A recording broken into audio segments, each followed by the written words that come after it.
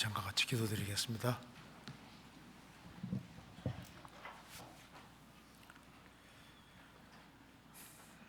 자비로우신 우리 아버지 하나님, 오늘도 저희들을 한자리에 불러 모아주시고 하나님의 말씀으로 교훈받게 해주신 것을 감사합니다. 이번 주간에 있는 모든 전도집회 가운데 함께 해주시고 또 말씀을 증거하시는 모든 분들, 또 새로 말씀을 듣는 모든 사람들의 마음을 붙잡아 주시고 주의 역사로 영혼이 구원에 이를 수 있도록 역사해 주시고 도와주옵소서. 또 해외 선교하는 선교사님들 가정마다 주님께서 일일이 함께해 주시고 주의 역사와 능력을 더욱 나타내 주옵소서.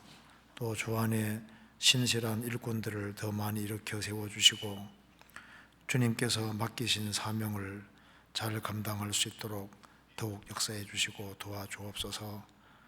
오늘 모든 시종 주 성령께서 함께해 주시고 하나님의 말씀으로 우리 마음을 일깨워 주옵소서. 또 저희들을 다 주 안에서 더욱 귀하게 쓰임받도록 역사해 주시고 도와주옵소서.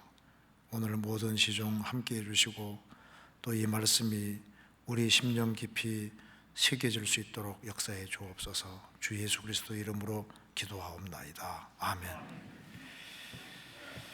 성경 시편 36편 찾겠습니다.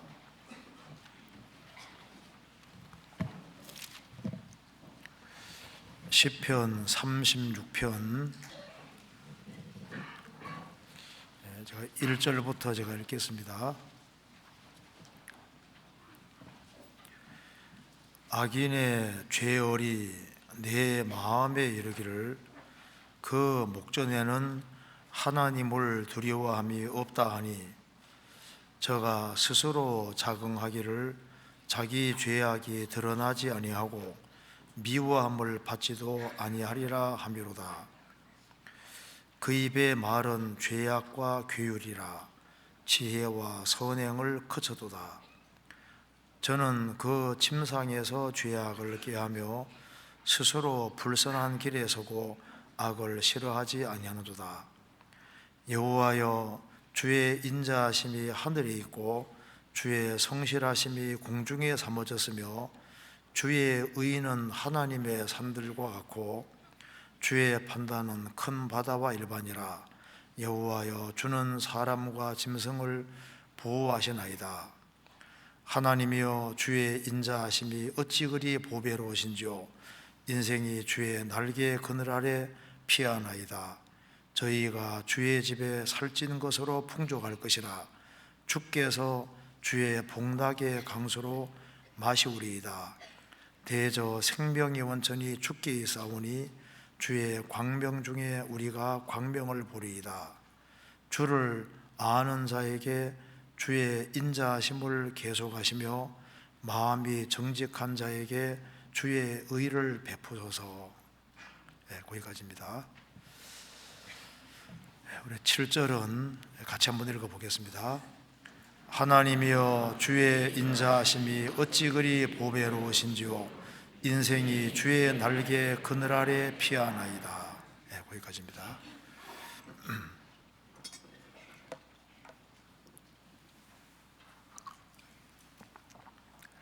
오늘 전도집회가 많기 때문에 좀 자리가 좀 비었습니다. 오늘은 여기에 시편 36편을 중심으로 조금 말씀을 드려보도록 하겠습니다. 여기 시편 36편 1절 앞에 보면은 표제어로 이렇게 되어 있습니다.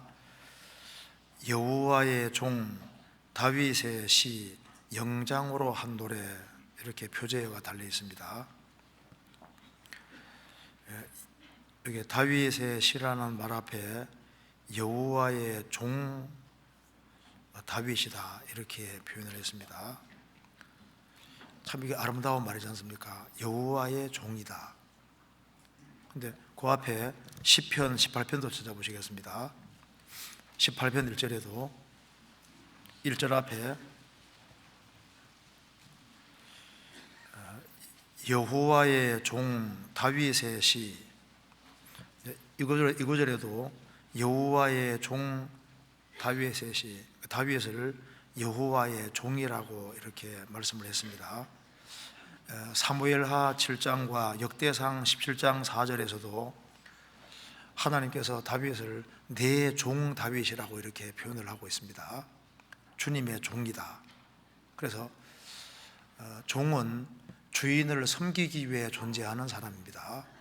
그래서 사도행전 13장 보면은 다윗은 당시에 하나님의 뜻을 좇아 섬기다가 잠들었다.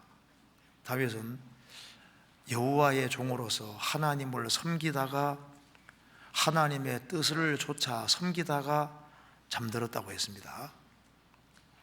그래서 다윗은 하나님의 마음에 합한 사람이었고 하나님의 뜻을 좇아 살고 또 뜻 가운데 하나님을 섬기며 살다가 죽었다.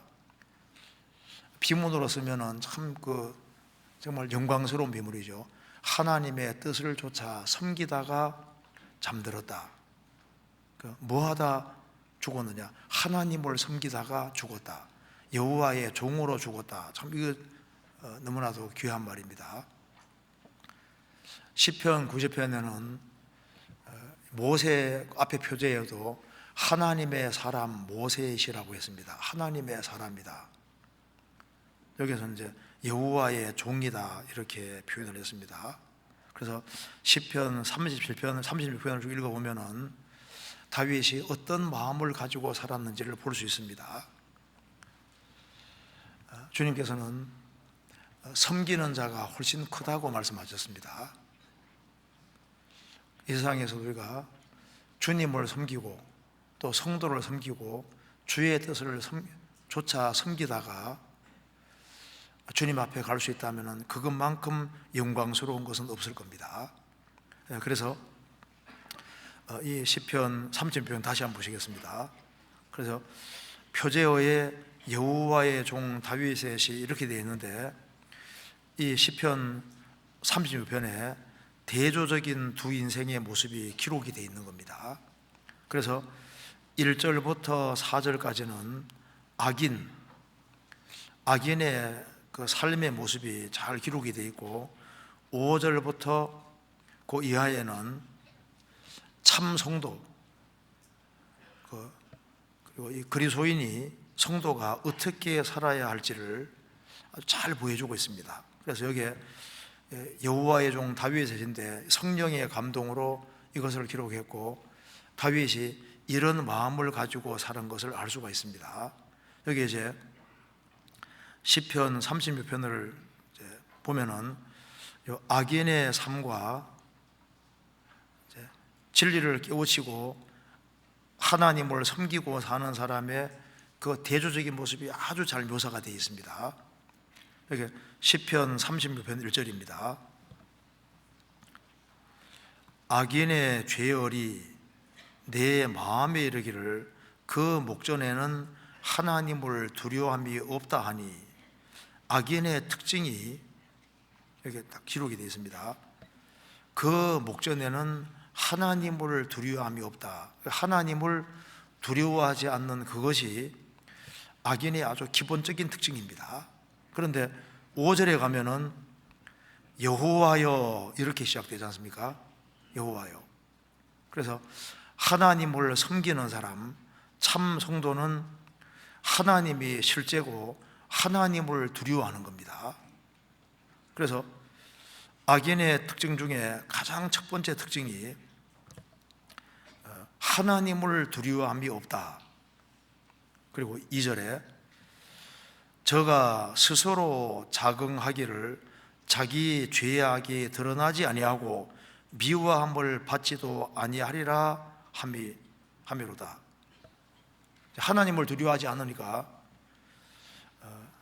스스로 교만하게 굴면서 내가 이 죄를 마음대로 짓고 살아도 죄에 대해서 아무 형벌도 받는 것이 없고 나를 심판하실 분은 없다 이렇게 생각하는 겁니다. 3절에 그 입의 말은 죄악과 괴울이라 지혜와 선행을 거쳐도다. 그래서 하나님을 알지 못하면은 여호와를 아는 것이 지식의 근본, 지혜의 근본인데 하나님을 멀리하면은 일단 지혜가 없는 겁니다. 그래서 지혜와 선행을 거쳐도다. 이 지혜와 선행은 연결되어 있는 겁니다. 참 지혜가 없어지는 거예요. 그리고 4절에 저는 그 침상에서 죄악을 꾀하며 스스로 불선한 길에 서고 악을 싫어하지 아니하노도다. 그 침상에서 죄악을 꾀하며 그 생각은 자나깨나 이게 죄에 대한 생각인 겁니다. 침상에서 밤에 뭘 생각하냐면 그 다음날 어떻게 한탕할까, 어떻게 죄를 지어서 어떻게 육신적인 이득을 도모할까, 이제 자나깨나 생각이 그걸로 꽉 차 있는 거예요. 그런데 그 이제 6절, 5절 이하를 쭉 보면은 하나님을 섬기는 사람의 기본 특징이 이게 마음과 생각이 하나님으로 꽉 차 있는 겁니다. 여기 이제 악인은 침상에서 죄악을 꾀하며, 침상에서 누워서도 곰곰이 뭘 생각합니까? 생각이 죄로 꽉 차 있다고 말입니다. 그런데 참 성도는, 하나님을 섬기는 사람은 조금 이따 배우겠습니다. 5절 이하 보면은 하나님에 대한 생각으로 꽉 차 있는 거예요.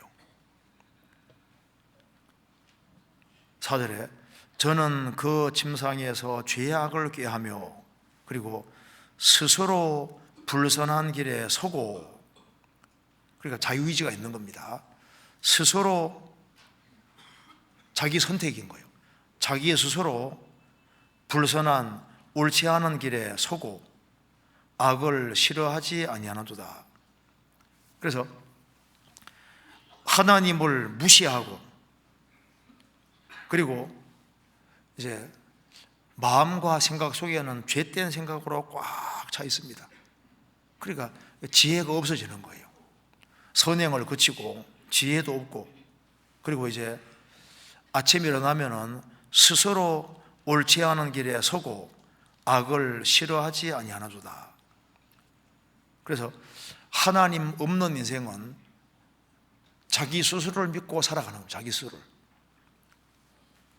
스스로 자기 주장과 자기 판단을 따라서 스스로 자기 원하는 길을 걸어가는 겁니다. 이게 이제 악인의 특징인 겁니다. 그런데 참 성도는 이 길과 완전히 반대인 거예요. 먼저 성경 이거 잠깐 접어두시고 한 구절 찾아보겠습니다. 열왕기상 21장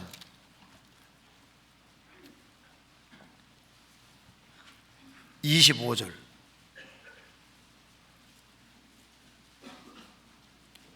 (556페이지입니다) 예로부터 아합과 같이 스스로 팔려 여호와 보시기에 악을 행한 자가 없음은 저가 그 아내 이세벨에게 충동되었습니다. 예로부터 아합과 같이 스스로 팔려, 여기 또 스스로란 말이 나와야죠. 스스로 자신을 악에 팔았다는 겁니다. 그 자유의지를 동원한 겁니다. 스스로 자신을 악에 팔았다. 그래서 여호와 보시기에 악을 아합처럼 행한 사람이 없다. 그리고 그는 스스로 자신을 악에 팔고 뒤에 충동질하는 이세벨이 있어서 이세벨에게 충동되어서 악의 극을 달랬던 겁니다. 그래서 이 시편 36편을 보면은 가장 근본적인 문제가 하나님을 두려워하지 않는 것이 근본적인 문제고, 그러니까 하나님 없이 살아가는 거예요. 그래서 하나님을 두려워하지 않고 무서워하지 아니하면은, 그러면은 자나깨나 생각하는 것은, 머릿속에 생각은 죄로 꽉 차 있고, 그리고 죄가 꽉 차 있으니까 지혜가 들어갈 자리가 없는 겁니다. 그리고 스스로 옳지 않은 길에 서고 악을 싫어하지 않고 아까운 데 살아가니까 이런 사람은 볼 것을 전혀 보지 못하게 되는 겁니다. 그런데 이제 시편 36편 5절 이하에는 여기 여호와의 종 다윗이라는 말대로 여호와의 종 다윗이 어떤 마음으로 살았는지를 여기에 볼 수 있는데, 하나님을 섬기는 사람, 참으로 구원받은 사람들이 주로 무엇을 생각하며 어떻게 사는지를 여기서 정확히 볼 수가 있다 그 말입니다. 그래서 여기에 시편 36편을 쭉 읽어보면은 악인은 하나님을 두려워하는 것이 없잖아요. 그런데 의인은 여호와여 하나님의 실제가 되는 겁니다. 그리고 자나깨나 악인은 죄된 생각으로 가득하고 침상에서도 머릿속에 어떻게 하면 한탕할까 하고 이제 이 죄에 대한 생각으로 꽉 차 있는데, 의인은 생각이 꽉 차 있는 것이 뒤에 읽어보면 하나님에 대한 생각으로 차 있는 겁니다. 그리고 시편 36편 보면은 이 악인은 아주 마음이 강팍합니다. 아주 완고합니다. 그래서 스스로 죄를 고집하고 악을 싫어하지 않고 얼마나 마음이 강팍하고 담대한지 내 죄악이 드러나지 않고 미워함도 안 받을 것이다. 강팍한데 시편 기자는 아주 감격하고 있습니다. 하나님의 사랑에 감격하는 그것이 이 악인과 아주 대조적으로 이렇게 기록이 되어 있습니다. 그리고 이 사람들은 어둠에 있는데 하나님을 섬기는 사람은 생명이 있고 광명 속에 있는 겁니다. 그래서 하나님이 주시는 풍족한 것을 누리는 그런 것이 있는 겁니다. 그래서 아주 대조적으로 잘 묘사되어 있는데 이걸 같이 한번 생각을 해보겠습니다. 그래서 여기에 하나님을 섬기는 여호와의 종, 구원받은 사람은 다 주의 것이 됐고 주님을 섬기도록 부르심을 받은 사람들입니다. 그래서 이걸 보면은 신앙생활의 표준을 볼 수가 있는 겁니다. 5절 여호와여, 시편 기자에게 하나님은 실제입니다. 그리고 그는 하나님으로 마음과 생각이 꽉 차 있습니다. 5절 6절을 같이 읽어보겠습니다. 여호와여, 주의 인자하심이 하늘에 있고 주의 성실하심이 공중에 삼어졌으며 주의 의는 하나님의 산들과 같고 주의 판단은 큰 바다와 일반이라. 여호와여, 주는 사람과 짐승을 보호하시나이다. 이 시편 기자는 하나님이란 말이 들어가지 않으면 말이 안 되는 것처럼 하나님에 대한 말씀으로 가득하잖아요. 여기 보면 여호와여 이렇게 시작하면서 주의 인자하심, 또 뒤에 주의 성실하심, 주의 의, 주의 판단, 여호와여 주는 사람과 짐승을 보호하시나이다. 시편 기자는 하나님이 실제고 마음과 생각이 하나님으로 가득했습니다. 그러니까 하나님을 섬기는 사람은 하나님이 액세서리가 아니다 그 말입니다. 하나님이 자기에게 전부인 거예요. 모든 것인 겁니다. 하나님이 왜 다윗을 그렇게 정말 귀하게 생각하셨을까요? 하나님 마음에 합한 사람이라고 왜 생각했을까요? 그에게는 하나님이 자기에게 전부였던 겁니다. 그러니까 여기 여호와의 종이란 말이 딱 붙어 있을 때 악인들은 자나깨나 생각이 죄된 생각으로 꽉 차 있는데, 우리 신앙생활을 잘하기 위해서는 생각을 무엇으로 채우는지가 아주 중요한 겁니다. 그러니까 하나님 마음과 생각에 하나님에 대한 생각으로 시편 기자가 지금 가득하잖아요. 하나님은 전부인 겁니다. 마리아가 옥합을 깨트릴 때 마리아가 300데나리온으로 향유를 하지 않습니까? 300데나리온이면 남자 장정이 1년 내내 일하고 한 푼도 안 쓰고 모아야만 300데나리온을 모을 수 있는 거예요. 그걸 아주 비싼 향유를 사서 예수님에게 부을 때 보통 사람 같은 건 따라가지고 이렇게 할 수도 있잖아요. 근데 마리아는 그걸 꽉 깨버리지 않습니까? 완전히 꽉 깨어서 부은 겁니다. 그러니까 요걸 오로지 주님께만 사용하기를 원했던 겁니다. 그렇잖아요. 만일 뭐 딴 데 사용하고 싶었으면은 이렇게 좀 부었을 거 아니에요. 완전히 꽉 깬 것이 뭘 말하는 겁니까? 깨었다는 것은 자기의 모든 것을 주님께 완전히 쏟아붓고 주님을 자기의 모든 것으로 생각하고 그런 마음이 있으니까 딱 그렇게 하는 거예요. 그렇잖아요. 그러니까 주님이 자기의 전부였다 그 말입니다. 사무엘하 22장에도 다윗은 여호와는 나의 반석 나의 것이라면서 10번이나 나의 것이라고 이렇게 표현을 했습니다. 한번 적고 찾아보시겠습니다. 사무엘하 22장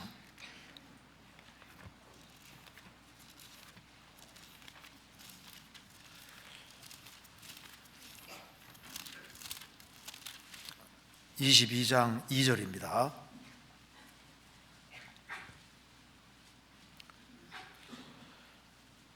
가로되 여호와는, 제가 이제 이렇게 상상으로 세워보세요. 여호와는 나의 반석이시요 나의 요새시요 나를 건지시는 자시요 나의 하나님이시요 나의 피할 바위시요 나의 방패시요 나의 구원의 뿌리시요 나의 높은 망대시요 나의 피란뜻이요 나의 구원자시라. 나를 흉악에서 구원하주도다. 10번이나 하나님은 자기의 모든 것이라고 얘기했습니다. 열은 전체를 말하는 겁니다. 그러니까 다윗은 하나님에게 마음이 딱 붙잡힌 사람인 거예요. 하나님을 자기 인생의 전부라고 생각하는 사람인 겁니다. 그러니까 하나님이 어떤 분인지를 볼 수 있게 되는 겁니다. 시편 36편 5절. 그래서 악인이 보지 못하는 것을 여호와의 종 다윗은 봅니다. 5절에 여호와여 주의 인자하심이 하늘에 있고 주의 성실하심이 공중에 삼보졌으며 주의 의는 하나님의 산들과 같고 주의 판단은 큰 바다와 일반이라. 시편에서 주의 심판은 높아서 악인의 알력이 미치지 못한다고 했습니다. 그러니까 악인의 눈과 성도의 눈 자체가 다른 거예요. 구원을 확실히 받은 사람은 하나님이 천지에 충만하시고 우리 가까이 계시다는 걸 알지 않습니까? 시편 기자는 하나님에게 자기가 둘러싸여 있다는 걸 알고 있는 겁니다. 시편 5편에도 잠깐 보시겠습니다. 이거 잠깐 접고 5편에도 시편 5편 이것도 다윗이 쓴 겁니다. 여기 보면은 7절 보시겠습니다. 주의란 말이, 주님이란 말이, 주님의라는 말이 몇 번 나오는지 한번 보십시다. 이게 굉장히 많습니다. 7절에 오직 나는 주의 풍성한 인자를 힘입어 주의 집에 들어가 주를 경외함으로 성전을 향하여 경배하리이다. 여호와여 나의 원수를 인하여 주의 의로 나를 인도하시고 주의 길을 내 목전에 곧게 하소서. 그리고 11절 오직 주에게 피하는 자는 다 기뻐하며 주의 보호로 인하여 영영이 기뻐 외치며 주의 이름을 사랑하는 자들은 주를 즐거워하리이다. 여호와여 주는 의인에게 복을 주시고 방패로운 같이 은혜로 저를 호위하시리이다.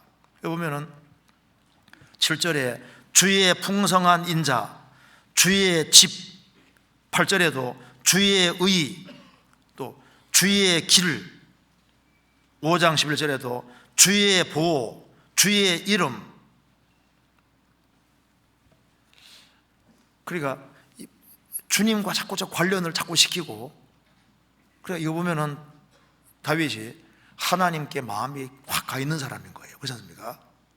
여기 시편 30편 다시 보시겠습니다. 그래서 여기에 하나님에 대한 생각으로 이렇게 다윗이 차 있는 사람인데 36편 5절에 여호와여 주의 인자하심이 하늘에 있고, 주의 인자하심은 주님의 사랑을 말하는 겁니다. 사람의 사랑은 조금밖에 못 올라갑니다. 그런데 다윗은 봤습니다. 여호와여 주의 인자하심, 주님의 사랑이 하늘에 있고 주님의 사랑이 얼마나 크고 높은지를 다윗은 보고 있습니다. 그러니까 하나님 은혜를 깨닫고 보면은 하나님 은혜가 천지에 충만한 걸 보게 되는 거지 않습니까? 그래서 주의 인자하심이 하늘에 있고, 시편에 읽어보면 다윗이 벌써 예수님의 죽으심을 1000년 전에 보고 있습니다. 그 하나님의 사랑이 예수 그리스도의 죽으심과 부활 통해 나타난다는 걸 미리 보고 있는 거예요. 그래서 여호와여 주의 인자하심 사랑하심이 하늘에 있고, 그래서 하나님의 사랑의 극치가 바로 십자가입니다. 요한일서 4장에 하나님은 사랑이 많다고 안 되어 있고 하나님은 사랑이시라. 그러니까 하나님은 사랑 자체가 되시고 하나님은 천지에 충만하지 않습니까? 하나님 천지 가운데 안 계신 곳이 없으니까 하나님 은혜와 사랑을 깨달은 다윗은 하나님의 사랑이 얼마나 큰지를 보는 겁니다. 하나님의 사랑은 주의 인자하심이 하늘에 있고, 그러니까 하나님의 사랑이 천지에 충만한 걸 딱 보는 겁니다. 우리는 사실 하나님의 사랑에 쌓여 있는 겁니다. 그리고 그 뒤에 5절에 주의 인자하심이 하늘에 있고 주의 성실하심이 공중에 사무쳤으며, 다윗이 하나님을 참으로 깨닫고 하나님 가까이 하나님 섬기며 사는 가운데 알은 것이 하나님은 정말 사랑이시고 하나님은 얼마나 성실하신 분인지, 하나님의 성실하심이 공중에 사무쳤으며 하나님은 영원히 성실하신 분인 겁니다. 천지가 주의 규례대로 항상 움직이고 있습니다. 천지에 정확한 법칙이 있는데 그것이 하나님이 성실하시다는 증거입니다. 지금 조금만 생각해도 하나님이 얼마나 성실하시고 분이지, 전 세계적으로 기도하는 사람이 얼마나 많은데 그 사람 기도를 일일이 다 들으려면 얼마나 바쁘시겠어요. 또 구원받은 사람 한 사람 챙기려면요, 우리 진짜 어머니들이 자녀 몇 명 낳고도 그 애 챙길 때 힘들잖아요. 근데 하나님은 막 일일이 다 챙기니까 얼마나 성실해야만 일일이 다 챙길 수 있겠습니까? 이 성경에 예언이 굉장히 많습니다. 어떤 사람이 제가 세어본 모양인데요, 성경에 예언이 몇 개냐고 세보니까 1385개랍니다. 물론 그보다 더 많겠죠. 세어본 사람이 이렇게 1385개라고 하는데, 성경의 예언이 역사 속에서도 그대로 다 이루어지게 하려면 그 보통 일이 아니지 않습니까? 그러니까 하나님은 이 우주 안에서 제일 성실하신 분입니다. 하나님은 성실로 꽉 차 있는 분이라는 것을 다윗은 보는 겁니다. 하나님은 역사 속에서, 이 우주 안에서, 지구 안에서 끊임없이 매일매일 자신의 성실을 나타내시고 끊임없이 성실하신 분이라는 것을 다윗은 보고 있고, 하나님은 성실하게 약속을 지키신다는 걸 보고 있는 거예요. 그리고 6절에 주의 의인은 하나님의 산들과 같고, 주의 의인은 하나님의 산들과 같다고 이렇게 말을 했습니다. 먼저 하나님의 산들과 같고, 이게 무슨 뜻일까요? 이거 잠깐 적고 저 뒤에 보시겠습니다. 시편 68편에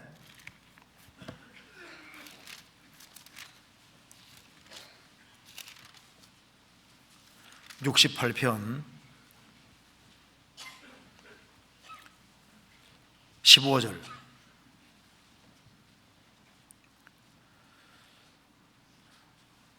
바산의 산은 하나님의 산이며 바산의 산은 높은 산이로다. 바산의 산은 하나님의 산이며 바산의 산은 높은 산이로다. 그러니까 여기 하나님의 산이라는 표현은 아주 높고 웅장한 산을 가리켜서 하나님의 산이라고 표현을 하고 있습니다. 그러니까 시편 36편 6절에 주의 의는, 주의 의로운 말씀은 하나님의 산들과 같고, 이 우주 배후에 하나님이 요동하지 않는 산처럼 불변하신 하나님으로 딱 버티고 계시는 겁니다. 예수 그리스도는 어제나 오늘이나 영원토록 동일하시니라. 하나님은 절대 변하지 않습니다. 그래서 이 우주 안에서 영원부터 영원까지 한 번도 변한 적이 없고 변하지 않는 분이 배후에 계신데 그분이 하나님인 거예요. 그리고 하나님께서 말씀을 발하신 말씀 한마디 한마디, 그 의로운 말씀도 그것이 거대한 하나님의 산들과 같아. 아주 웅장한 산, 큰 산처럼. 그러니까 하나님의 의는, 하나님의 의로운 말씀 한마디 한마디는 태산처럼 큰 산이다 그 말입니다. 그러니까 다윗은 하나님 말씀 어기는 걸 감히 생각을 못하고 살아가고 있습니다. 그래서 하나님이 변치 않는 분이시고 하나님의 의로운 말씀도 변하지 않고, 그리고 복음에는 하나님이 행하신 일, 의가 또 나타나지 않습니까? 그 복음도 절대 변하지 않고 하나님 말씀도 변하지 않습니다. 그래서 다윗도 모세오경을 읽은 사람입니다. 성경을 읽으면서 하나님 말씀은 거대한 산들같이 딱 버티고 있다. 그래서 하나님은 정의로운 분이고 공의로우신 분이고 불의가 전혀 없는 분인데 그분이 배후에 항상 계신 것을 보는 거예요. 그리고 주님의 말씀은 하나님의 산들과 같기 때문에 어느 누구도 하나님 말씀을 못 이긴다는 것을 보는 겁니다. 그래서 성경의 한 말씀 한 말씀과 부딪히는 사람은 거대한 태산, 하나님의 산, 거대한 산하고 꽝 부딪히는 사람하고 똑같은 거예요. 그래서 성경에 명백히 나와 있는데 내가 그것을 거스리고 내 인생이 잘 될 거라고 생각하는 사람은 그 자체가 잘못된 겁니다. 왜냐하면 그 거대한 산하고 부딪히면 자기만 깨지는 겁니다. 예수님 말씀하셨습니다. 이 돌 위에 떨어지는 자는 깨어지겠고 이 돌이 떨어지면 그 사람을 가루로 만들어 들 것이다. 예수님은 만세반석이 되십니다. 만세반석 되시는 예수님 위에 떨어지면 자기가 깨지죠. 그리고 이 거대한 돌이 날아오면 그 사람을 가루로 만들 것이다. 그래서 주님 말씀하고 부딪히는 사람은 꼭 뭐가 같냐면 그냥 거대한 바위에 그냥 맨머리로 그냥 돌진해서 들이박는 사람하고 똑같은 거예요. 자기가 무조건 깨지는 겁니다. 그래서 이제 우리가 신앙생활을 하면 할수록 성경에서 아니라고 하면 아예 갈 생각을 하지 말아야 되는 거예요. 성경이 원하는 길로 그냥 그대로 따라가는 게 제일 현명한 겁니다. 그러니까 제일 좋은 길이 뭐냐 하면은 성경이 아니라고 하면은 글로 안 가려고 해야 되는 거예요. 그게 제일 현명하고 바른 길입니다. 왜냐하면은 성경은 그렇게 돼 있는데 나는 아닐 거야 하고 이제 귓길로 가면은 인생이 골치 아파지고 힘들어지는 거예요. 제가 문제 한번 내볼까요? 아버지가 심부름 시킨다. 첫째, 말로 할 때 한다. 두 번째, 조금 얻어맞고 한다. 세 번째, 끝까지 버티다 쫓겨난다. 몇 번째입니까? 제일 좋은 길이 아버지 말씀하면 네, 이게 제일 빠른 길이고 제일 좋은 길이라고요. 성경이 그렇게 되어 있으면 고제고대로 딱 믿는 게 제일 좋은 거예요. 그러니까 머리는 명철하더라도 마음은 단순해야 신앙생활 잘할 수 있습니다. 그러니까 마음이 어린애 같은 사람은 그냥 신앙생활이 복잡하지 않아요. 왜? 성경이 그렇게 되어 있으면, 명확하게 되어 있으면 성경 그대로 딱 받아들이면 인생이 복잡하지 않다니까요. 근데 성경은 그렇게 되어 있는데 하면서 이제 다른 길로 빠지기 시작하면은 그러면 이제 인생이 복잡해지고, 그리고 이제 여러 가지 문제들이 생기고 징계가 따라다니게 되고, 하나님 말씀대로 하시니까 그렇잖아요. 그래서 주의 의인은 하나님의 산들과 같고, 이게 참 중요한 말이지 않습니까? 그리고 6절 뒤에 주의 판단은 큰 바다와 일반이라. 자, 주의 판단은 큰 바다와 일반이라. 하나님은 무한하신 분입니다. 그리고 이 우주 안에서 가장 도량과 마음과 생각이 크신 분이지 않습니까? 그렇기 때문에 무한자이신 하나님께서 판단하시는 말씀은 무조건 그것이 맞는 것이 되는 겁니다. 성경 한번 찾아보시겠습니다. 시편 119편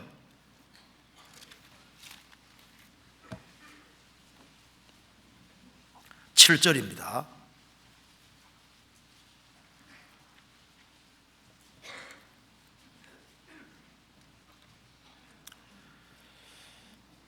내가 주의 의로운 판단을 배울 때에는 정직한 마음으로 주께 감사하리이다. 내가 주의 의로운 판단을 배울 때에는 정직한 마음으로 주께 감사하리이다. 그리고 하나님 말씀 배우면서 정직하지 않을 때가 있지 않습니까? 성경은 그렇게 되어 있지만은 나는 그대로는 안 하겠습니다. 못 하겠습니다.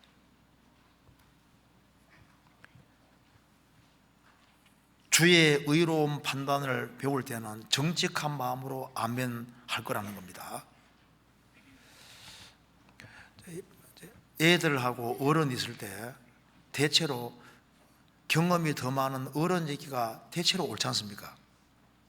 그런데 어른도 판단 잘못할 때도 있습니다. 그런데 하나님은 판단을 잘못할 리가 없습니다. 그래서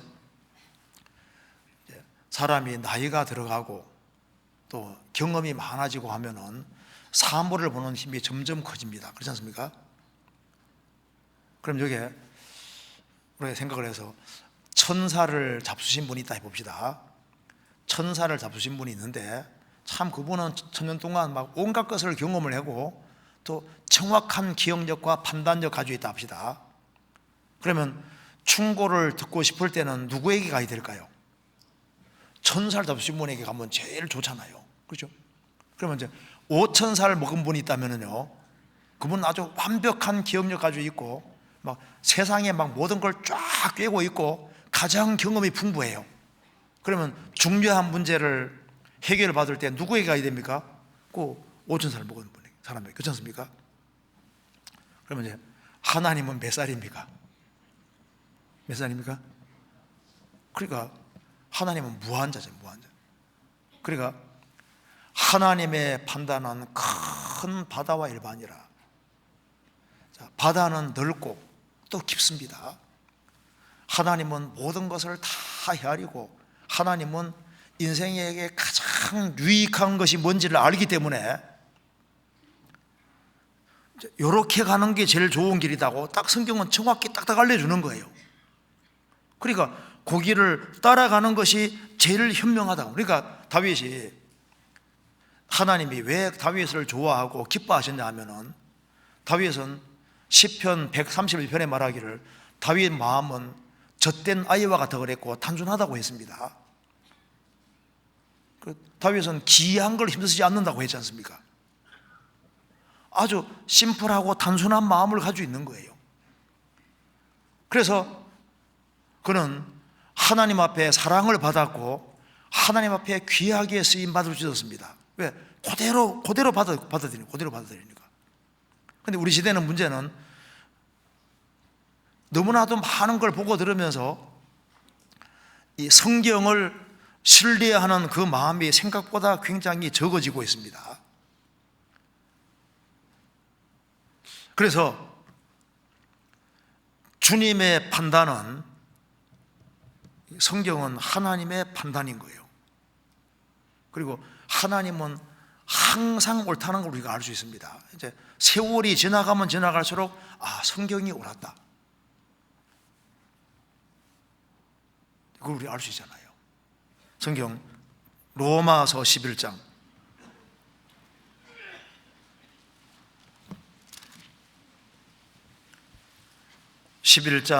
33절입니다.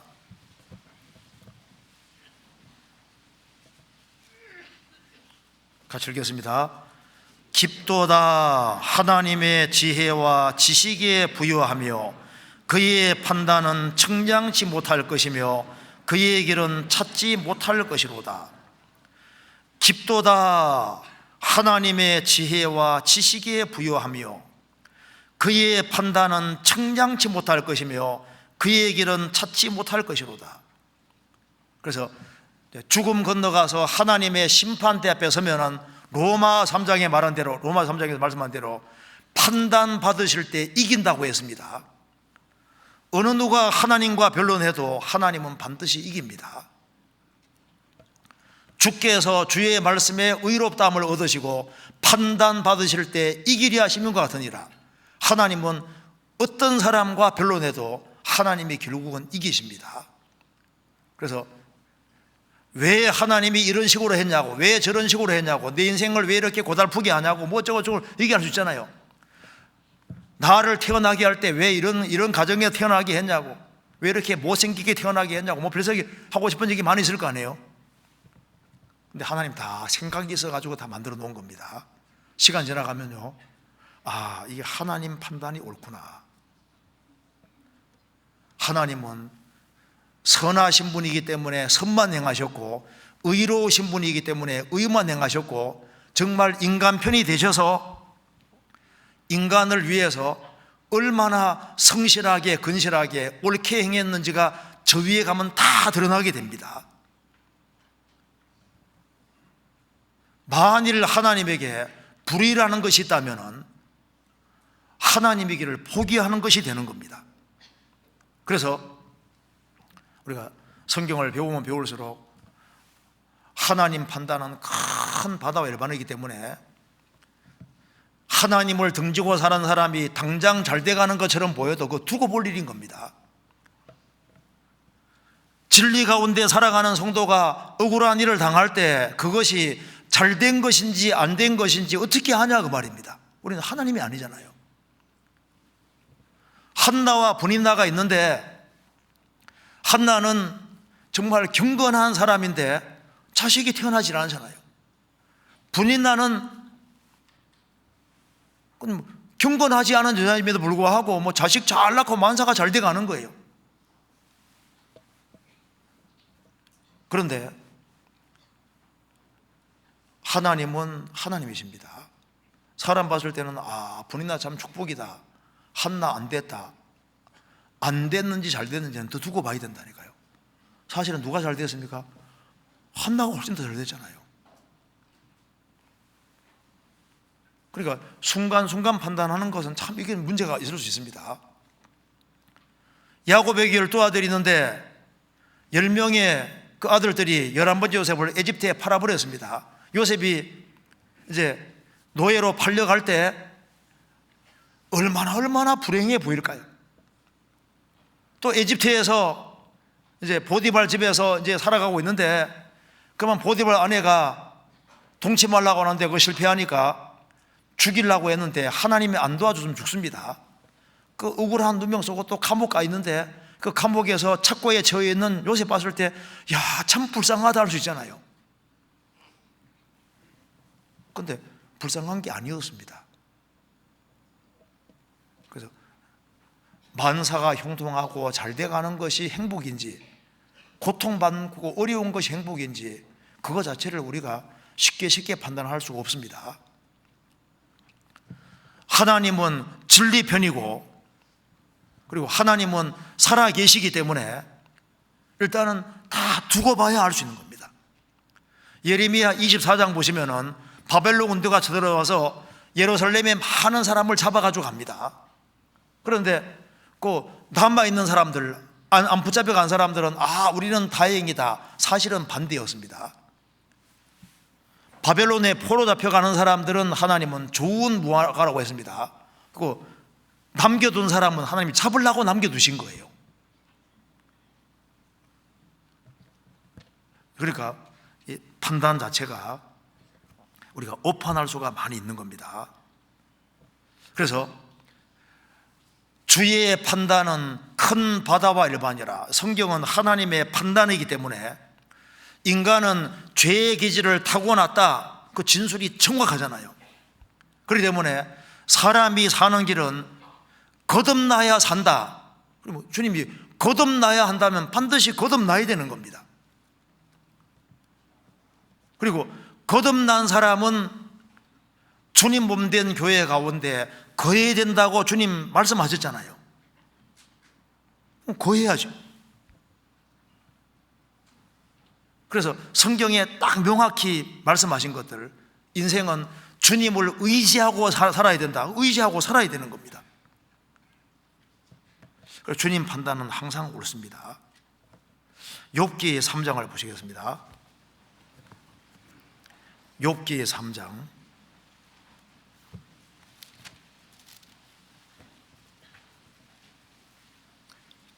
23절,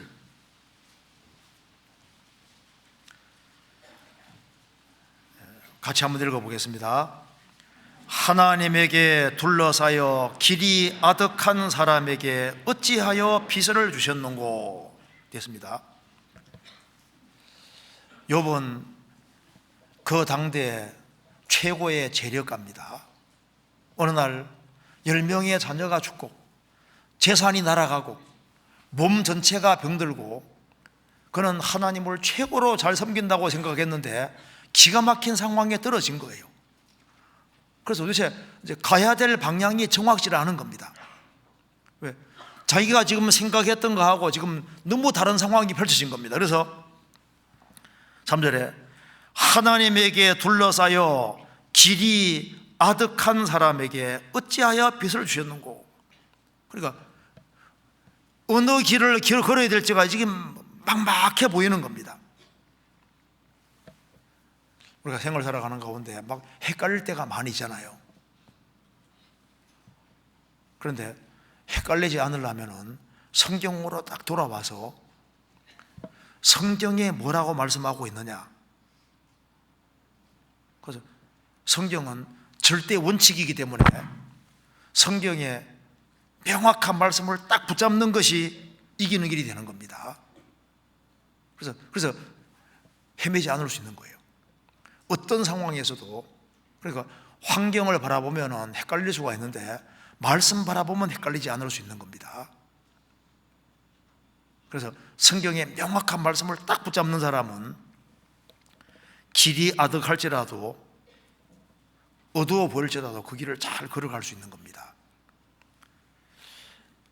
시편 30편 다시 보시겠습니다.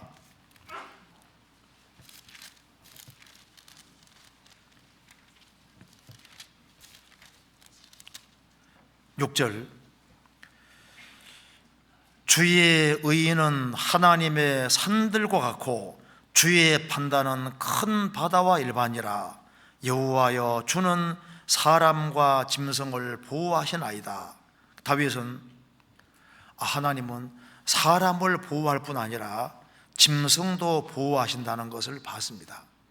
하나님은 사람에게뿐 아니라 짐승들에게까지 다 관심을 기울이고 있고 짐승에게도 먹을 것을 다 준비해 주지 않습니까?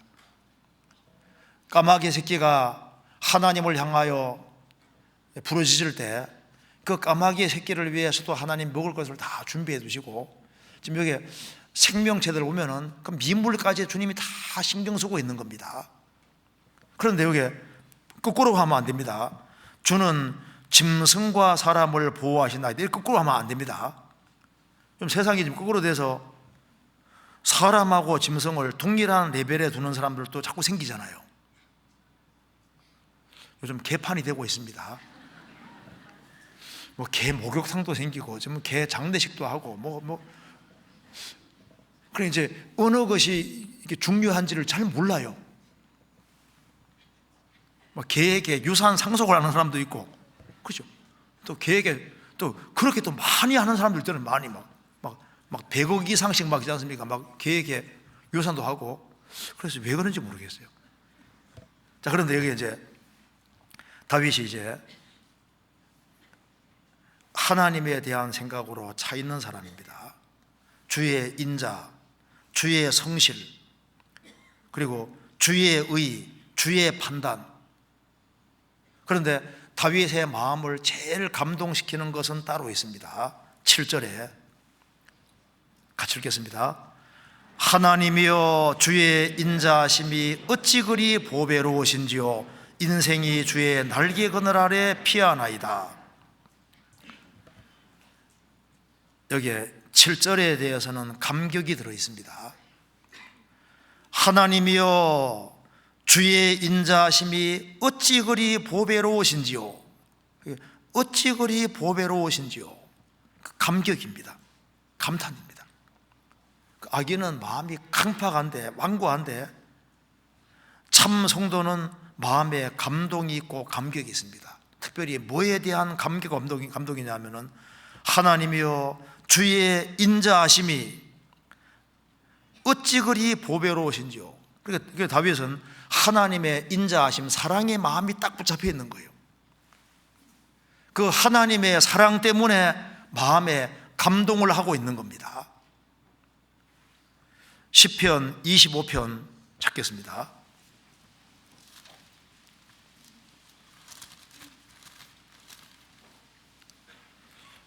25편 6절입니다.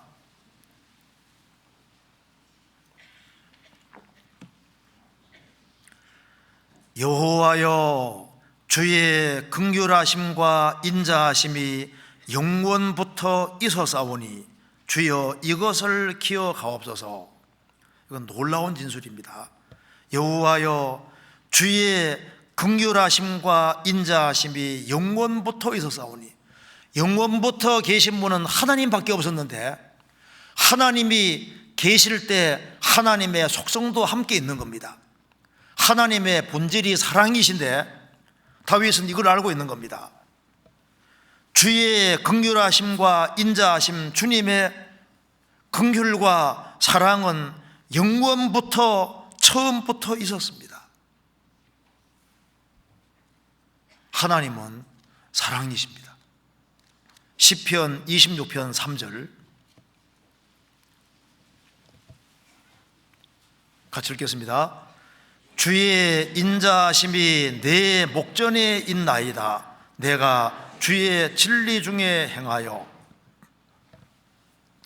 여기 보면은 주의 인자하심이 내 목전에 있나이다. 주님 사랑이 보이는 거예요. 그래서 누가 진리 가운데 살아가냐 하면은 주의 사랑을 확실히 깨우친 사람, 주님의 사랑이 눈앞에 훤히 보이는 사람, 주님의 사랑을 아주 크게 느끼는 사람, 그 사람은 자동으로 진리 중에 행하게 되는 겁니다. 너 아무리 착하게 살아라, 바르게 살아라, 열심히 살아도 그래도 안 되는데 사랑을 딱 깨우치고 사랑이 눈에 훤히 보이는 사람은 진리 가운데 행하게 되는 겁니다. 그래서 사랑을 깨우치는 것과 진리 가운데 행하는 것은 연결되어 있는 것이 확실합니다. 그래서 주의 인자하심이 내 목전에 있나이다. 내가 주의 진리 중에 행하여. 그래서 우리가 진리 가운데 행하는 원동력이 바로 사랑인 겁니다. 시편 18편 1절에 다윗이 말했습니다. 나의 힘이 되신 여호와여, 내가 주를 사랑하나이다. 다윗은 주님을 사랑하는 마음이 있으니까 적진을 향해서 아주 용감하게 달려가고, 그는 정말 누구보다도 힘차게 용감하게 살고 진리 가운데 달려갈 수 있었습니다. 베드로 전서 2장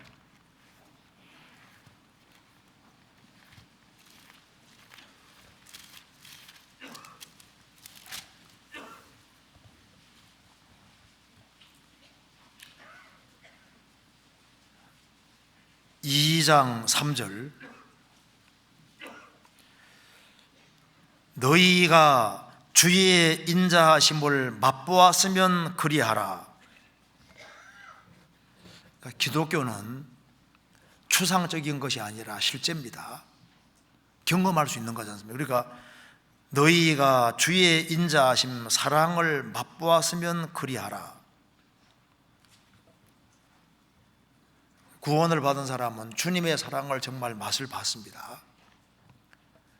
그래서 주님의 사랑을 맛본 사람은 이제 주님이 원하시는 진리 가운데 달려오고자 하는 마음이 저절로 자꾸 올라오게 되는 겁니다. 그래서 이제 사람의 마음을, 다윗의 마음을 꽉 붙잡은 것이 사랑이잖아요. 사랑. 그래서 가장 크게 생각한 것이 하나님의 사랑이었습니다. 하나님하고 친하게 지냈던 모세가 제일 마지막에 쓴 책이 뭔지 아시죠? 신명기.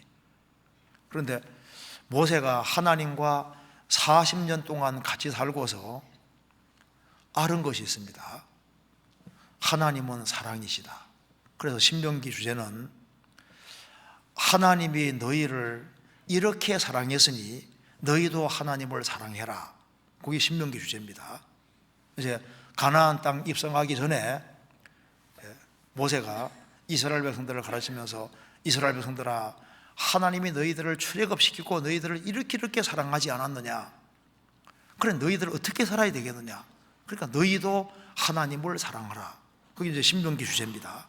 그리고 예수님을 가장 가까이 따랐던 제자 중에 하나, 사도 요한도 어디에 마음이 붙잡혀 있습니까? 사도 요한도 주님은 사랑이시라는 것에 딱 붙잡혀 있는 사람.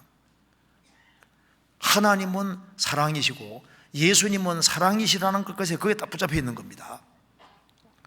바울 사도도 그리스도의 사랑이 우리를 강권하시는도다.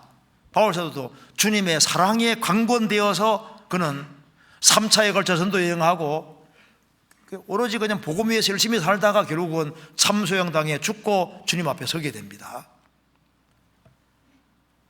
베드로 사도에게 사도도 모든 것보다 주님을 더 사랑하는 마음이 있었던 겁니다. 성경 요한복음 21장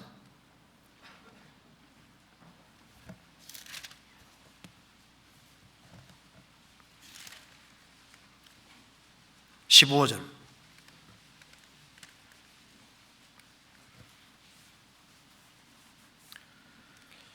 저희가 조반을 먹은 후에 예수께서 시몬 베드로에게 이르시되, 요한의 아들 시몬아, 내가 이 사람들보다 나를 더 사랑하느냐 하시니, 가로되 주여 그러하외이다. 내가 주를 사랑하는 줄을 주께서 아시나이다. 가라사대 내 어린 양을 먹이라 하시고, 또 두 번째 가라사대 요한의 아들 시몬아, 내가 나를 사랑하느냐 하시니, 가로되 주여 그러하외다. 내가 주를 사랑하는 줄을 주께서 아시나이다. 가라사대 내 양을 치라 하시고, 세 번째 가라사대 요한의 아들 시몬아, 내가 나를 사랑하느냐 하시니, 주께서 세 번째 내가 나를 사랑하느냐 하심으로 베드로가 근심하여 가로되, 주여 모든 것을 아시오매 내가 주를 사랑하는 줄을 주께서 아시나이다. 예수께서 가라사대 내 양을 먹이라. 세 번이나 주를 사랑하느냐고 물으시고 그 대답을 들으셨습니다. 그리고 내 어린 양을 먹이라, 내 양을 치라, 내 양을 먹이라. 그리고 그 뒤에는 순교에 대한 얘기가 나옵니다. 베드로 사도가 어떻게 해서 십자가에 거꾸로 죽는 것까지 가능했냐 하면은 사랑 때문인 그런 거예요. 그래서 다윗이 어째서 여호와의 종으로서 힘차게 살 수 있었을까? 그는 하나님의 사랑에 감격하고 감동한 겁니다. 그러니까 그것이 원동력이란 말이 이게 맞는 거예요. 성경 에베소서 3장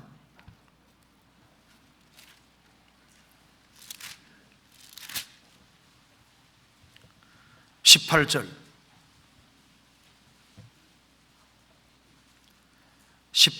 19절 같이 읽겠습니다. 능히 모든 성도와 함께 지식에 넘치는 그리스도의 사랑을 알아 그 넓이와 길이와 높이와 깊이가 어떠함을 깨달아 하나님의 모든 충만하신 것으로 너희에게 충만하게 하시기를 구하노라. 능히 모든 성도와 함께 지식에 넘치는 그리스도의 사랑을 알아. 우리가 주님의 사랑을 구원받은 그날부터 계속적으로 알아갑니다. 그 넓이와 주님의 사랑의 넓이를 어떻게 측량할 수 있겠습니까? 이 우주가 얼마나 넓은데 한 200억 광년 된다고 하지 않습니까? 그 우주가 얼마나 넓은데 그 하나님의 사랑의 넓이를, 하나님이 우리를 얼만큼 사랑하는지를 우리가 어떻게 다 깨달을 수 있겠습니까? 나 같은 사람도 주님께서 구원을 해주셨습니다. 주님의 사랑의 넓이, 간음하다가 현장에 잡힌 여인도 주님 구원해 주시고 므낫세같이 죄가 많은 사람도 주님께서 구원해 주셨습니다. 그 사랑의 넓이와 길이와 주님께서 정말 사람을 사랑하실 때 끝까지 사랑하는 것이 맞습니다. 가룟유다가 이제 예수님을 잡으러 왔을 때 예수님에게 입맞추시면서 팝니다. 그때 예수님 뭘 하신지 아시죠? 마태복음 26장에 보면은 예수님이 가룟유다에게 끝까지 친구야라고 하더라고요. 친구요. 가룟유다에게 친구요. 그러니까 주님은 주님의 사도들을 사랑할 때 끝까지 사랑했다는 말이 맞습니다. 끝까지. 주님의 사랑의 넓이와 길이와, 그래서 내가 구원받고 지금까지 살아오는데 내가 부족한 것도 많지만은 주님은 끝까지 계속적으로 사랑하는 것이 맞습니다. 그 사랑의 길이와 그 높이와 그 정말 높고 걸어가신 분이 이 전한 세상에 들어오셔서 나 같은 사람을 위해서 죽으셨다. 이건 우리가 헤아릴 수가 없는 거예요. 그리고 깊이가 어떠함을 깨달아. 그 사랑은 깊이가 있습니다. 그래서 하나님이 나를 얼만큼 깊이 사랑할까? 깊이.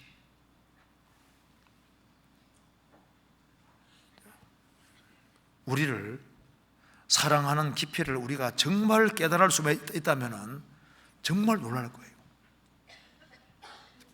하나님이 정말 나 같은 사람을 사랑하시는구나. 깊이가 어떠함을 깨달아 하나님의 모든 충만하신 것으로 너희에게 충만하게 하시기를 구하노라. 하나님은 하나님을 기뻐하는 사람을, 하나님 때문에 감격해하는 사람을 정말 좋아하실 것 같습니다. 그래서 세상에서 제일 놀라운 분이 하나님이십니다. 이 우주 안에서 시간 속에 들어오신 예수님만큼 놀라운 분이 없잖아요. 예수님은 원더풀, 정말 놀라운 분입니다. 하나님, 우리가 말로 하나님이라 하지만 하나님이 얼마나 엄청나신 분인데요.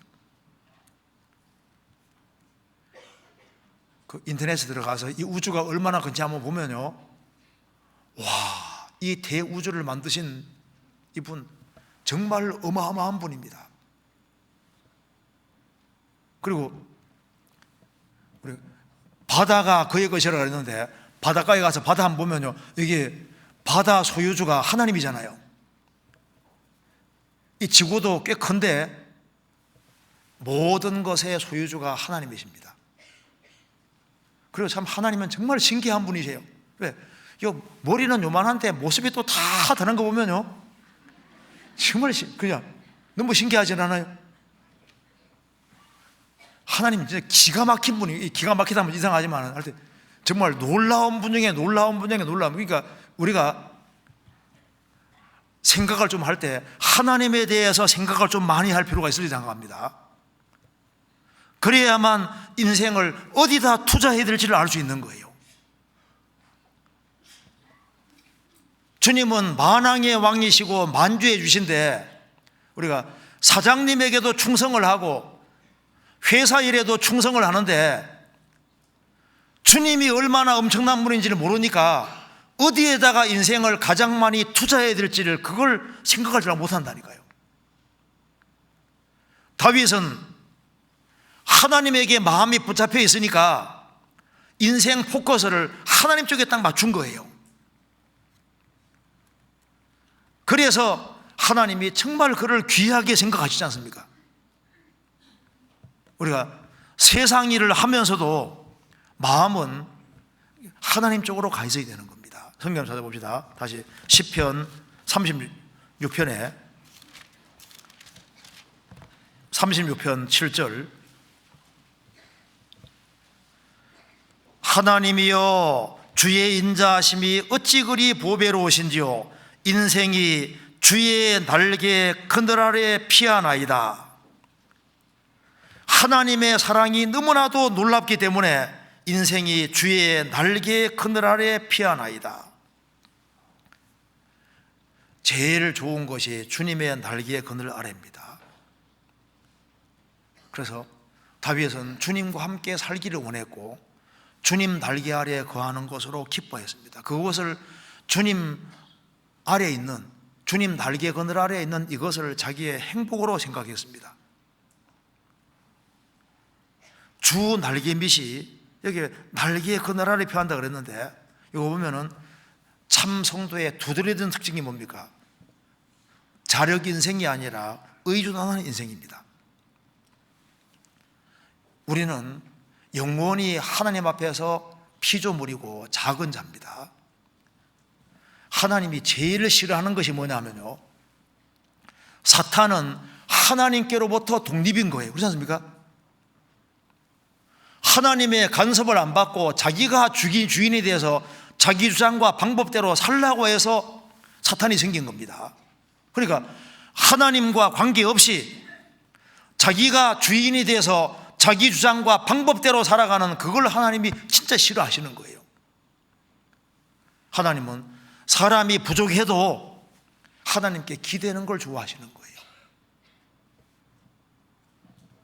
내가 많이 배우지 못해서도 어디 있어야 될지를 알아야 되는데 주의 날개 그늘 아래, 사반이 바위 사이에 집을 짓는 것처럼 우리는 항상 피하고 기대할 곳이 주님이시다. 주의 날개 그늘 아래, 여기가 제일 좋은 곳입니다. 주 날개 밑, 주의 그늘 아래, 이것만큼 좋은 곳이 없습니다. 룻기에 보면은 나오미가 며느리 룻을 데리고 옵니다. 그런데 주의 날개 그늘 아래 보호받으러 온 룻이라고 되어 있잖아요. 주의 날개 그늘 아래 보호받으러 온 내게 하나님께서 복 주시기 원한다, 그러죠. 제일 좋은 곳이 여기인 거예요. 그래서 주님의 사랑을 참으로 경험한 사람은 내가 있어야 될 곳이 어디냐?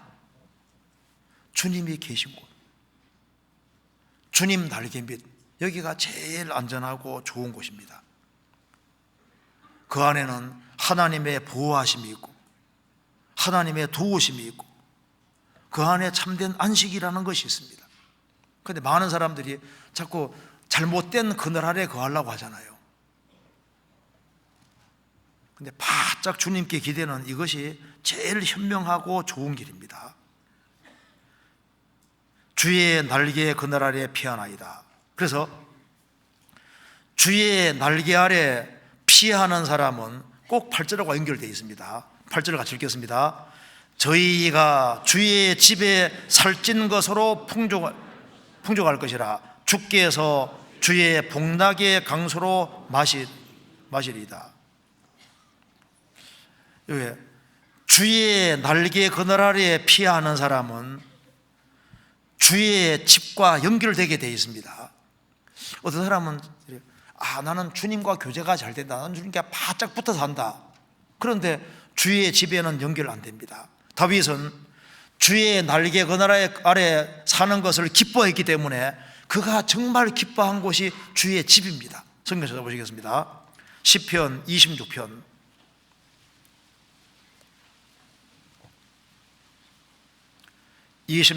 8절입니다. 같이 읽겠습니다. 여호와여, 내가 주의 계신 집과 주의 영광이 거하는 곳을 사랑하노니. 다윗은 하나님의 사랑에 감격했고, 그리고 이제 주의 날개 그늘 아래에 거하는 것을 기뻐하는 사람입니다. 그렇기 때문에 그가 정말 기뻐한 곳이 있는데 거기가 바로 여호와여, 내가 주의 계신 집과 주의 영광이 거하는 곳을 사랑하오니. 그래서 주님 사랑하는 것과 주의 계신 집, 주의 영광이 거하는 곳을 사랑하는 것은 연결이 되어 있는 겁니다. 그래서 그는 하나님이 자기에게 모든 것이었기 때문에, 그는 하나님의 사랑에 감격한 사람이기 때문에, 주의 날개 그늘 아래에 사는 사람이기 때문에 그의 평생 소원이 27편 4절에 기록되어 있는 겁니다. 같이 읽겠습니다. 27편 4절 같이 읽겠습니다. 내가 여호와께 청하였던 한 가지 일 곧 그것을 구하리니 곧 나로 내 성전에 여호와의 집에 거하여 여호와의 아름다움을 앙망하며 그 전에서 사모하게 하실 것이라. 그래서 다윗은 여호와의 집과 뗄 수 없는 사람인 겁니다. 주님을 사랑하는 사람은 주님이 세우신 교회와 뗄 수 없는 관계 속에 있는 거예요. 교회는 선택사항이 아닌 겁니다. 주님을 머리로 받드는 그 교회, 이것은 내가 절대적으로 있어야 될 곳이 되는 겁니다.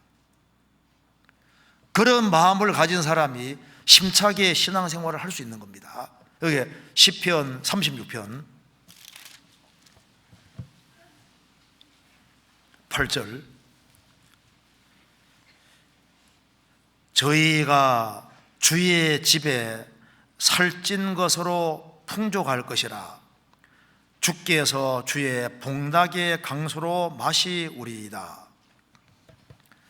여기 주의 집에는 뭐가 있는지를 밝히고 있습니다. 살찐 것으로 풍족할 것이라. 풍성한 양식이 있고 주께서 주의 복락의 강수로 마시우리이다. 그러니까 먹는 것과 마시는 것, 이것이 생존의 필수적인 겁니다. 그래서 성경 잠언 9장에도 여기 이제 살찐 것과 포도주 얘기가 나오는데요,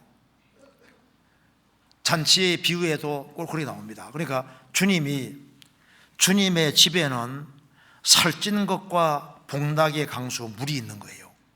그처럼 주님의 집에는 신약시대 때도 우리 영혼에 필요한 양식이 있고, 그리고 물이 있는 것처럼, 영혼을 해가시키는 물이 있는 것처럼 성령의 역사가 있는 겁니다. 그래서 출애굽한 이스라엘 백성들에게는 하늘에서 만나가 내리고 반석에서 물을 주신 것처럼 그 두 가지에 의존해서 광야를 통과 가나안 땅 들어갔지 않습니까? 그러니까 광야 교회를 벗어나 먹을 것이 없는 거예요. 신약 시대 그리스도인들도 천국에 갈 때까지 주님이 함께하는 그곳에는 틀림없이 영혼에 필요한 양식이 있고 그리고 복락의 강수가 있는 것처럼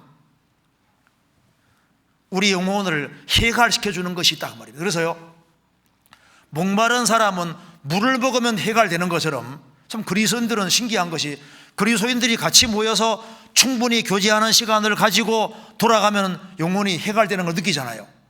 또 그리고 주일 말씀, 수요 말씀 들을 때 1시간 반 정도 충분히 시간을 내서 말씀을 같이 배우면은 돌아갈 때는 영혼이 좀 새롭게 되고 뭔가 성령이 내 속에 역사하는 것이 느껴지지 않습니까? 시편 78편에 광야에 식탁이 있었던 것처럼 신약 시대 때도 주님 몸된 교회 안에는 식탁이 있는 겁니다. 성경 여기 로마서 11장을 찾겠습니다. 11장 9절.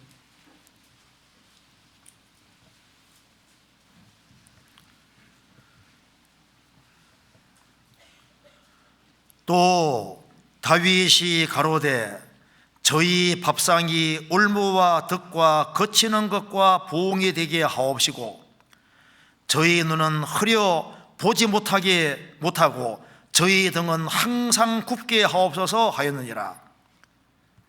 다윗이 성령의 감동으로 예언하는 겁니다. 예수님이 오셨는데 예수님이 식탁을 준비하셨는데 유대 종교가들이 잘못된 식탁을 준비해 놓은 거예요.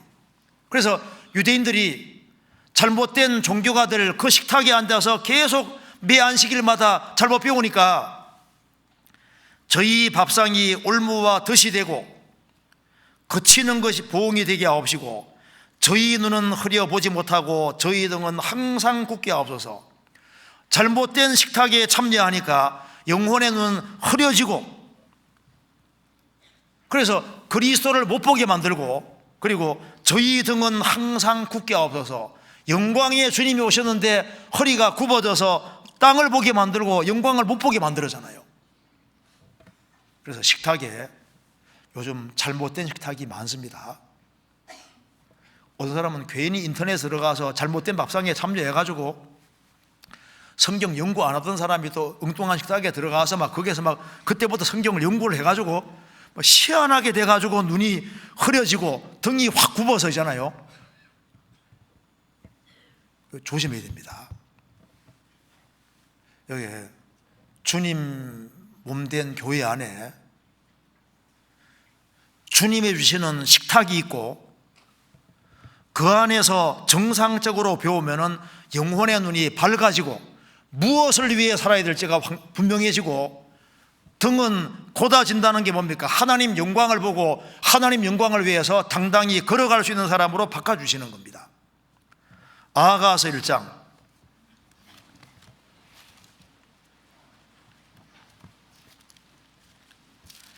1장 16절 17절 같이 읽어보겠습니다. 나의 사랑하는 자야 너는 어여쁘고 화창하다. 우리의 침상은 푸르고 우리 집은 백향목들보 잣나무 석가래로구나. 나의 사랑하는 자야, 신부가 신랑에게 하는 말입니다. 나의 사랑하는 자야 너는 어여쁘고도 화창하다. 솔로몬과 술람배인 관계는 성도와 주님 관계하고 똑같습니다. 나의 사랑하는 자야 너는 어여쁘고도 화창하다. 우리는 주님이 제일 멋진 분이고 주님 때문에 마음이 밝아지는 거예요. 우리 침상은 푸르고 우리 집은 백향목들보 잣나무 석가래구나. 솔로몬 성전 지을 때도 여기에 백향목이 사용됐습니다. 그래서 백향목 들보 잣나무 석가래로니까 집이 튼튼하다 그 말입니다. 주님이 세우신 교회는 튼튼합니다. 그리고 특별히 우리 침상은 푸르고, 침상은 잠자는 곳이잖아요. 쉬는 곳입니다. 여기 침 얘기하면서 침상 얘기를 하고 있는데, 우리 침상은 푸르다. 침상에서 하루 잠 잘 자고 나면 피로가 좀 풀리잖아요. 우리 세상에서 얼마나 고달프고 힘든 것이 많잖아요. 그런데 교회에 와서 참 구역 모임에 참여하고 조모임 참여하고 이제 모임에 참여하고 딱 돌아갈 때는요, 스트레스 받고 갑니까? 스트레스 풀려가지고 갑니까? 세상 사람은 세상적으로 스트레스 푸는데 우리는 무엇으로 스트레스 풉니까? 같이 교제하면서 스트레스가 많이 풀리잖아요. 마음에 갈등되는 문제 가지고 왔는데 같이 말씀 배우고 교제하면 그 문제가 또 많이 풀어지고 또 해결이 되고 용기 낼 수 있잖아요. 그래서 우리 침상은 푸르고 우리 집은 백향목들보 잣나무 석가래구나. 주님이 함께 하시는 그곳에는, 주님 역사하시는 교회는 주님이 함께 역사하시니까 그 교회는 튼튼해지고, 또 침상은 푸르다는 말씀대로 거기에서 참 안식이 있고 쉴 수 있고 힘과 위로와 용기 같은 걸 받는 것이 맞습니다. 시편 다시 보시겠습니다. 36편에 그리고 여기에 9절에 대저 생명의 원천이 주께 있사오니 주의 광명 중에 우리가 광명을 보리이다. 생명의 원천이 주께 있사오니, 육신의 생명도 주님께로부터 왔고 영적인 생명도 주님께로부터 옵니다. 대저 생명의 원천이 주께 있사오니, 생명은 신비 중에 신비입니다. 생명은 물질에서 올 수 있는 게 아닙니다. 대저 생명의 원천이 주께 있사오니, 우리가 육체의 생명도 주님께로부터 받았습니다. 우리가 거듭나는 생명도 주님께로 받았습니다. 대저 생명의 원천이 주께 있사오니, 그래서 주님은 우리에게 생명을 주셨고 더 풍성한 생명을 주십니다. 그리고 생명을 얻을 때 참 신기한 것은 생명을 얻으면서 빛 가운데 딱 들어오게 되는 겁니다. 성경 한번 찾아보시겠습니다. 여기에 요한복음 1장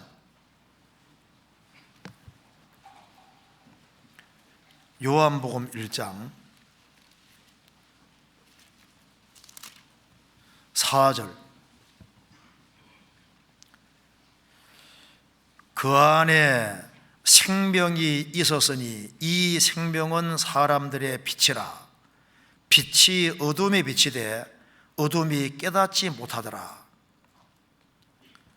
대저 생명의 원천이 주께 있사오니 주의 광명 중에 우리가 광명을 보리이다. 생명을 얻는 순간에 영혼의 빛이 비칩니다. 그 안에, 예수님 안에는 생명이 있었으니 이 생명은 사람들의 빛이라. 그래서 주님의 생명을 딱 받는 사람은 받는 즉시 어둠에서 빛으로 딱 들어오는 거예요. 그래서 너희가 전에는 어둠이더니 이제는 주 안에서 빛이라. 저도 83년도 9월 25일에 거듭났습니다. 거듭나고 나니까, 거듭나는 그날 교회당 문을 딱 나서는데 내가 보는 하늘이 아니고 내가 보는 나무가 아니더라니까요. 내가 손을 봐도 야, 이거 하나님이 나를 만드셨구나 실감이 확 나고, 하나님이 모든 것을 만드셨다는 것 자체가 실감이 확 나면서 아, 내가 새로운 피조물이 됐구나. 생명을 얻은 동시에 빛 가운데 딱 들어오게 된 겁니다. 그래서 대저 생명의 원천이 주께 있사오니, 우리가 주의 광명 중에, 그래서 생명을 얻고 생명의 역사가 있는 곳에는 항상 빛과 함께 가는 겁니다. 그래서 참 신기한 것은 생명을 얻는 동시에 빛이 들어왔기 때문에 이제 볼 것이 보이는 거예요. 세상이 얼마나 타락된지가 지금 보이지 않습니까? 그리고 내 속에 있는 부패된 본성도 보이고 하나님이 얼마나 놀라운 분인지도 보이고, 그래서 구원받으니까 주의 인자하심, 주의 성실하심, 주의 판단, 주의 의 이런 것이 보인다 그 말입니다. 그리고 그리스도인들이 모인 무리는 사실 빛입니다. 빛. 교회의 머리로 주님이 계신데 주님이 교회의 머리로 계시면서 빛을 싹 비춰주니까 그 빛 가운데서 많은 것을 깨닫게 되는 겁니다. 요한계시록 1장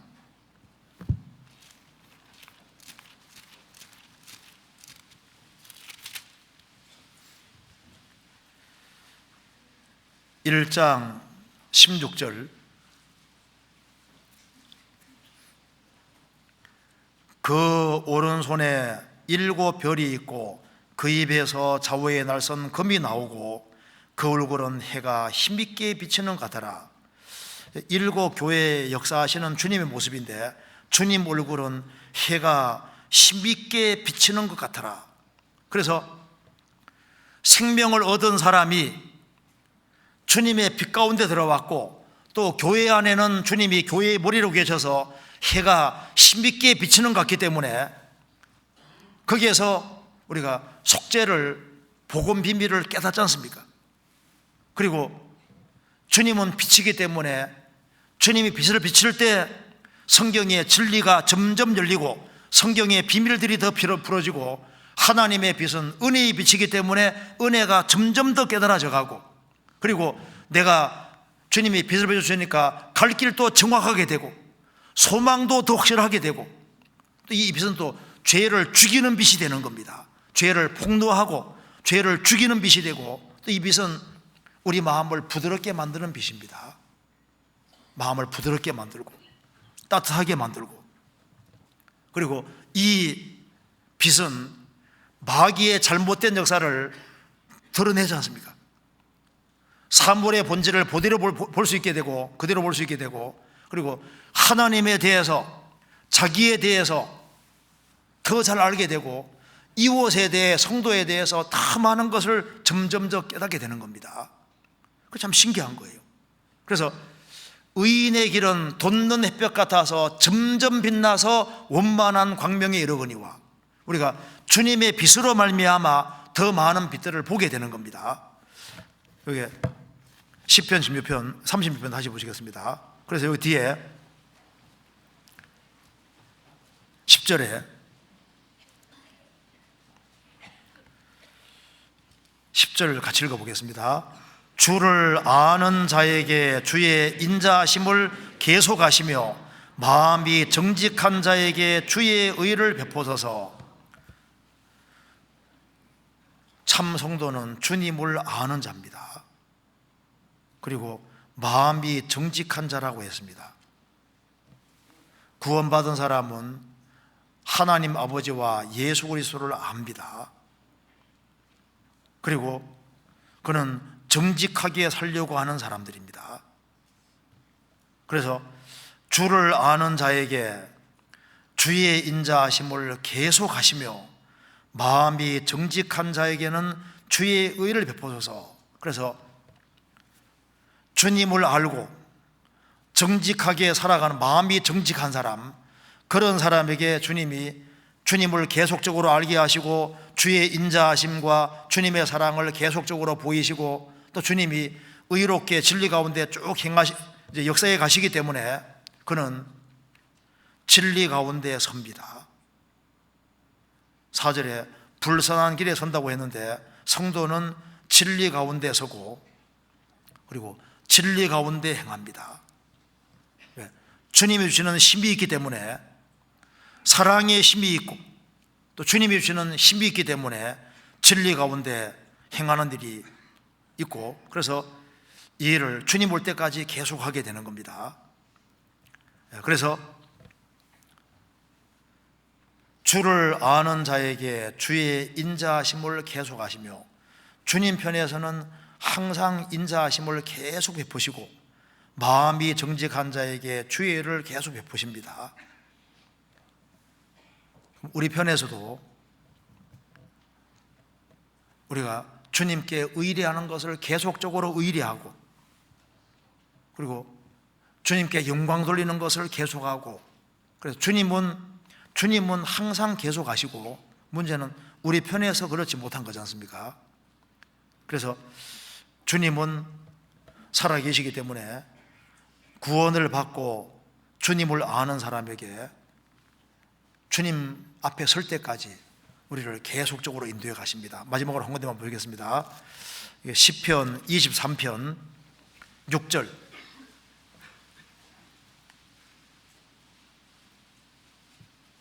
같이 읽겠습니다. 나의 평생에 선하심과 인자하심이 정녕 나를 따르리니 내가 여호와의 집에 영원히 거하리로다. 나의 평생에, 죽을 때까지 선하심과 인자하심이 정녕 나를 따를 것이다. 내가 여호와의 집에 들어갈 때까지, 이제 여호와의 집에 들어가면은, 천국에 들어가면은 정말 천국에는 모든 것이 풍성하고 생명수가 있고 정말 광명한 세계 속에 우리가 들어가는 겁니다. 우리가 구원받고 주님의 생명을 얻었는데 생명으로 충만한 세계, 우리가 주님 빛 가운데 들어왔는데 빛이 찬란한 세계 속에 들어가고 모든 것이 풍족한 그 세계 속에 우리가 들어가게 되는 겁니다. 그래서 여기에 시편 32편에 악인과 의인의 삶이 기록이 되어 있는데 제일 중요한 핵심이 뭐냐 하면은, 여기에 악인은 자나 깨나 침상에서도 머릿속에 죄된 생각으로 가득한 거예요. 의인은 주로 하나님 생각을 많이 하는 겁니다. 그리고 특별히 감격해하는 것은 주님의 사랑, 주님의 사랑에 감격하기 때문에 주의 날개의 그늘 아래 살기를 원하고, 주님을 사랑하는 마음이 있기 때문에 주님 교회 안에 거하고, 또 주님 교회 안에 거하는 사람은 주님이 그 사람에게 필요한 것들을 다 공급해 주시고, 그가 주님의 광명 중에 점점 밝은 광명 속에 살도록 만들어 가시고, 그리고 주님 오시는 그날까지 계속적으로 주님이 인자와 사랑을 베풀어 주시는 겁니다. 같이 기도하시겠습니다. 자비로우신 우리 아버지 하나님, 저희들로 하여금 십자가의 도리를 깨닫게 해주신 것을 진심으로 감사합니다. 주님께서 이 세상에 오셔서 십자가에서 보배로운 피를 흘려주지 아니하셨으면 저희들은 심판을 받을 수밖에 없었습니다. 이 크신 은혜와 사랑을 저희들이 무엇으로 보답할 수 있겠습니까? 저희 마음속에 주님을 사랑하는 마음, 또 주님에 대한 생각으로 채워주셔서 우리 나머지 생에 무한히 크시고 위대하신 하나님, 그 놀라운 하나님 앞에 우리가 어떻게 행할 것을 더욱 알 수 있도록 도와주시고 주님께 영광과 찬송을 돌리는 귀한 삶을 살 수 있도록 도와주옵소서. 교회가 계획한 모든 일에 앞서 행해 주시고 이번 주간에 있는 모든 집회 가운데도 함께 해주시고 도와주옵소서. 주 예수 그리스도 이름으로 기도하옵나이다. 아멘. 찬송 같이 부르시겠습니다.